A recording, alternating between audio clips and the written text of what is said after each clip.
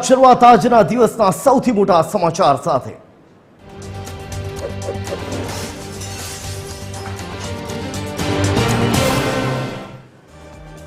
TV 13 Gujarati પર સીસીઈની પરીક્ષાને લઈને સૌથી મોટા સમાચાર।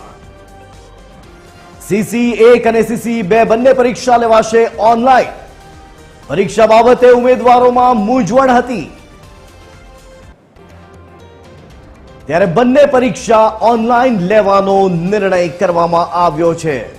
ઓનલાઈન સામે ઉમેદવારોના ઊભા થયેલા પ્રશ્નોનું આખરે નિરાકરણ થયું છે।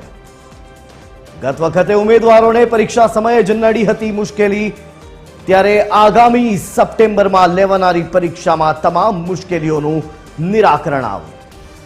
પરીક્ષા લેનાર એજન્સી પાસે તમામ પ્રકારની વ્યવસ્થા પણ કરવામાં આવી અને ઓનલાઈન પરીક્ષામાં કોઈ પણ જાતની મુશ્કેલી ન થાય એ માટે તંત્ર સજાગ છે।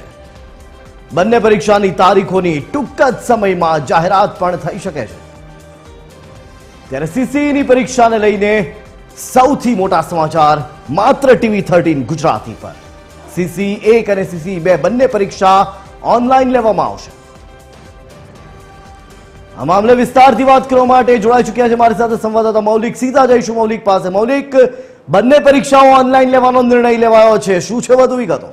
મૌલિક, ખાસ કરીને જે ક્લાર્કની પોસ્ટ છે તેના માટે આ સીસીઈની પરીક્ષા છે તે લેવામાં આવે છે। ગયા વર્ષે આ જે પરીક્ષા છે તે ઓફલાઈન લેવામાં નહોતી આવી અને ઓનલાઈન લેવામાં આવી હતી અને તેના જ કારણે ઓનલાઈન પરીક્ષામાં અનેક પ્રશ્નો છે તે ઊભા થયા હતા, પરંતુ આ વખતે જે નક્કી કરાયું છે કે આ પરીક્ષા છે સીસીઈ 1 અને સીસીઈ 2ની તે ઓનલાઈન જ લેવાશે। એટલે ગયા વર્ષે જે ઓનલાઈન પરીક્ષામાં જે ઉમેદવારોને પ્રશ્નો હતા, તમામ પ્રશ્નો છે તે તમામ પ્રશ્નો પરીક્ષા એજન્સી સાથે ચર્ચા કરવામાં આવી છે અને પરીક્ષા એજન્સી છે, પરીક્ષા લેનાર એજન્સી તેમની સાથે વાટાઘાટો કરીને આ તમામ પ્રશ્નો છે ઉમેદવારના તે દૂર કરવામાં આવ્યા છે। મહત્વનું છે કે સીસીઈ 1ની પરીક્ષા છે તે સપ્ટેમ્બરમાં યોજાનાર છે અને સીસીઈ 2ની જે પરીક્ષા છે તે ડિસેમ્બરમાં થશે, પરંતુ સીસીઈ 1 છે તેના જે ફોર્મ છે તે અત્યાર સુધી ભરાઈ ચૂક્યા છે। ત્યારે ઉમેદવારો છે તેમના મોટો પ્રશ્ન એ હતો કે આ પરીક્ષા ઓફલાઈન થશે કે ઓનલાઈન। ત્યારે મોટા સમાચાર એ છે કે આ પરીક્ષા છે તે ઓનલાઈન જ લેવામાં આવશે। ગત વર્ષે પણ ઓનલાઈન હતી અને આ વર્ષે પણ ઓનલાઈન લેવામાં આવશે। હજારો વિદ્યાર્થીઓ છે તે આ પરીક્ષામાં ભાગ લેતા હોય છે, પરંતુ અત્યારે જે પ્રકારની પરિસ્થિતિ છે, જે દેશભરમાં પેપર લીકની ઘટનાઓ સામે આવી છે, ત્યારે આ વખતે પણ આ પરીક્ષા છે તે ઓનલાઈન લેવાનો નિર્ણય છે તે કરવામાં આવ્યો છે।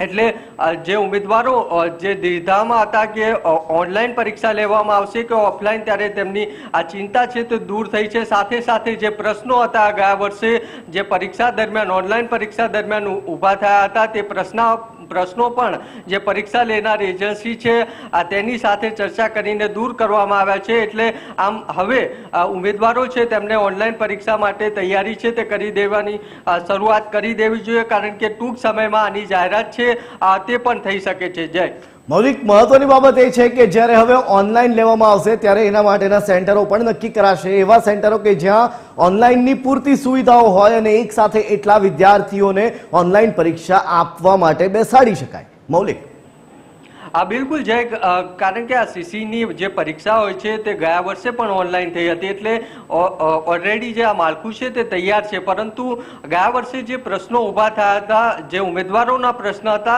તેને લઈને એક પ્રશ્ન હતો કે આ વખતે પણ તે ઓનલાઈન થશે કે ઓફલાઈન, પરંતુ જે રીતે માહિતી મળી છે તે પ્રમાણે આ સીસીઈ 1 અને સીસીઈ 2 આ બંને પરીક્ષાઓ છે તે ઓનલાઈન જ લેવામાં આવશે, કારણ કે તમામ જે પ્રશ્નો છે તે દૂર કરવામાં આવ્યા છે। એટલે સેન્ટરોની વ્યવસ્થા પણ ત્યારથી શરૂ કરી દેવામાં આવી છે। સાથે સાથે ઓનલાઈન પરીક્ષામાં જે ઉમેદવારો છે તેમને કોઈ પ્રકારની તકલીફ ન પડે તેના માટેના પણ પગલાં લેવાની શરૂઆત છે તે કરી દેવામાં આવી છે।